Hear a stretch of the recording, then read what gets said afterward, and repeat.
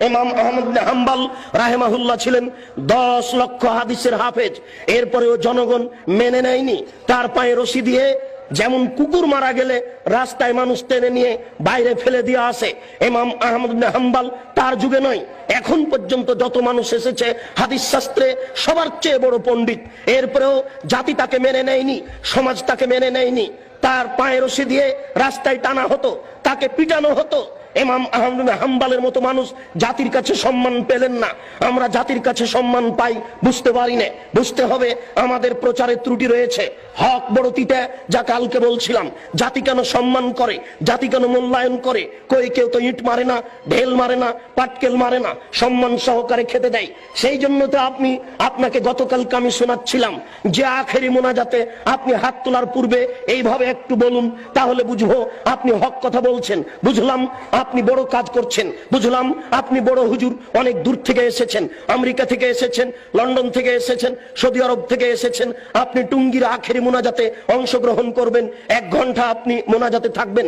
সারা পৃথিবীতে মানুষ টিভি চ্যানেলে আপনার মোনাজাতে অংশগ্রহণ করবে। সেই টুঙ্গি থেকে নিয়ে মতিঝিল পর্যন্ত মানুষ একাকার হয়ে আপনার মোনাজাতে অংশগ্রহণ করবে। দেশের নেতা নেত্রী এই মোনাজাতে অংশগ্রহণ করবে। হুজুর আপনি একটু হক কথা বলুন না, আপনি বলুন।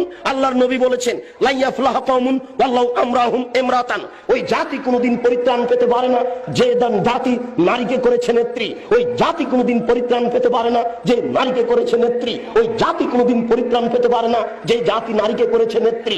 আপনি বলুন দোয়া করার পূর্বে আল্লাহ রাসূল বলছেন আলী লা তাদু তিমসালান ইল্লা তামাসতাহু ওয়ালা কাবরান মুসরিফান ইল্লা সাওয়াইতাহু। আলী তুমি ছাড়বে না কোনো উঁচু কবর, সবকে ভেঙে সমান করে দাও। আলী তুমি ছাড়বে না কোনো ছবি মূর্তি, সবকে ভেঙে একাকার করে দাও। আপনি এই বক্তব্য দেওয়ার পরে এবার হাত তুলে দোয়া করুন, দেখা যাবে কত নেতা নেত্রী আপনার দোয়াতে অংশগ্রহণ করে, কত জনগণ আপনার দোয়াতে অংশগ্রহণ করে।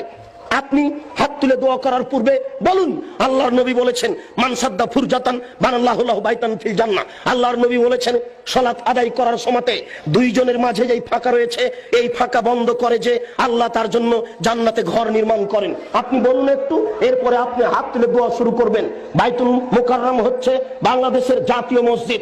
বাংলাদেশের যারা বড় আলেম তারাই সেখানে খুতবা দেওয়ার অধিকার রাখে।